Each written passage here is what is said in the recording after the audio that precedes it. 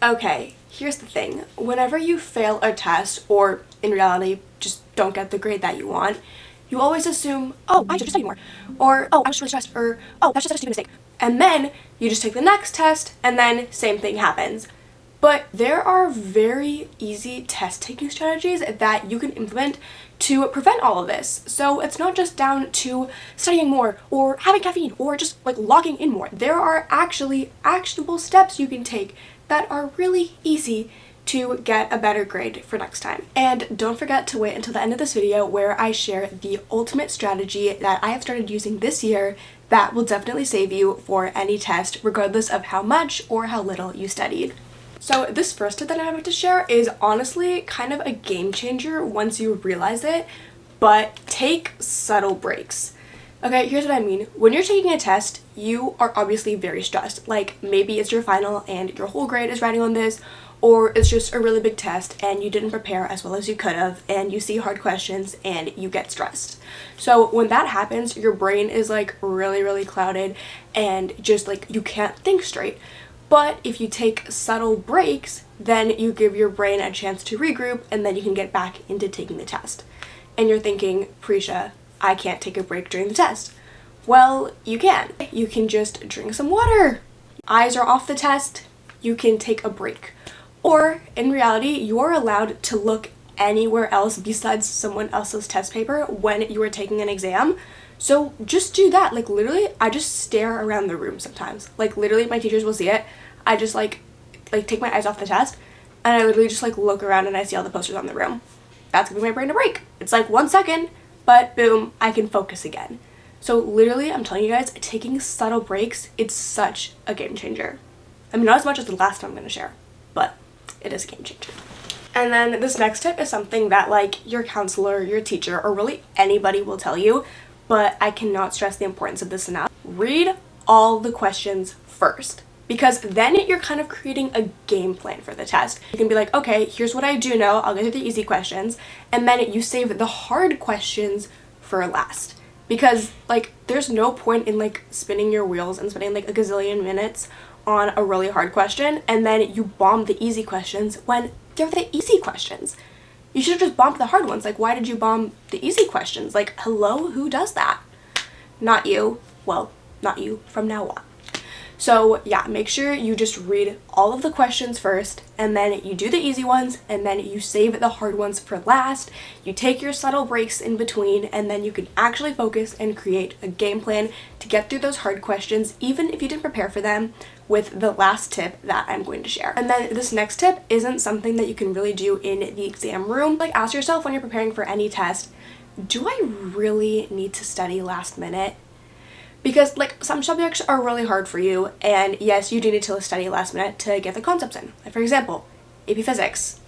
So I always study like at least even just like for 5-10 minutes the morning before a test because it just really helps me and I genuinely see like my exam scores like go higher whenever I do that. So yeah, I need to study last minute for that class. But if it's for an easy class like chem, no, I do not need to study last minute. I am just going to fry my brain even more and no amount of subtle breaks will help me during the test when my brain is fried and I'm tired and stressed and like a gazillion things are firing at me. So like if you need to study last minute, do it, but don't just do it because like you need that like extra confidence that you will do well. Because yes, you will do well for a test if you're prepared for it and if you just keep telling yourself that you'll do well for it, so you don't really need to last minute study. And now you have endured all of my yapping to get to the last tip that I truly believe will be a game changer whenever you take tests and you will definitely see an improvement in your exam scores. So here's the thing, when you're taking a test, there will be those hard questions that you either did not prepare for or you just like blank out or you're stressed and no amount of subtle breaks will help you.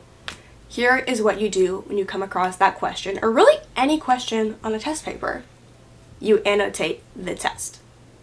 Okay guys, it sounds really dumb, it sounds really weird and cryptic, but just hear me out. So like I said, here's the game plan for whenever you take a test. You look through all the questions and then you prioritize the easy ones. And maybe even for the easy ones, you still annotate the test.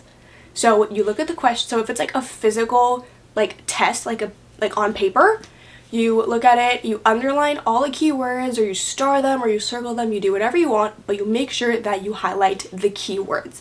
Because yeah, whenever you get your test papers back and then you see like, oh, I missed this question because I didn't read the question, well, now you've annotated it. So yeah, you're going to read the question. Yeah, you're going to understand what the question was asking you. And then for MCQs, also, like, sometimes it can be really hard to differentiate, like, the right answer from the wrong ones because, like, they're all worded weird. So make sure that you, like, physically, like, cross out the wrong answers, and also, like, maybe even write down or just tell yourself why those are wrong. Because if you can prove to yourself that they're wrong, then yeah, those are probably the wrong questions and you're getting closer to finding the right option. And then also for hard questions that you either just did not study for, like you didn't prepare for them, or your brain is just blanking out and like you don't know how to answer it, again, save that for last and then go through it, annotate the keywords, and also try to reword the question. I found that that really helps you. Like, I literally like rewrite the question in easier terms. So yeah, try rewording the question, like literally physically writing it down and rewording it.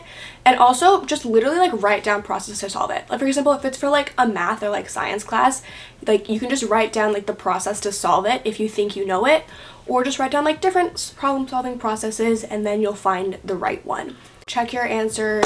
And you guys, yap's test over. Almost.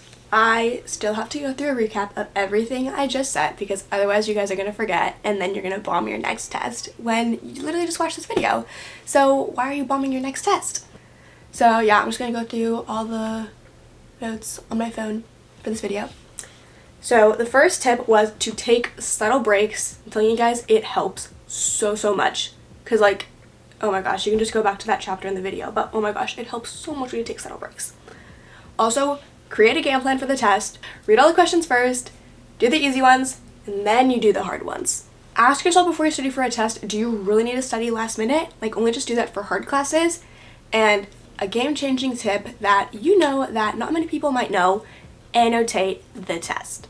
Annotate the keywords, the wrong answers, reword questions, right solving processes, all the things. And now you guys can take your next test and know that you have strategies to fall back on when things get stressful, because tests are hard, but now we can manage them better.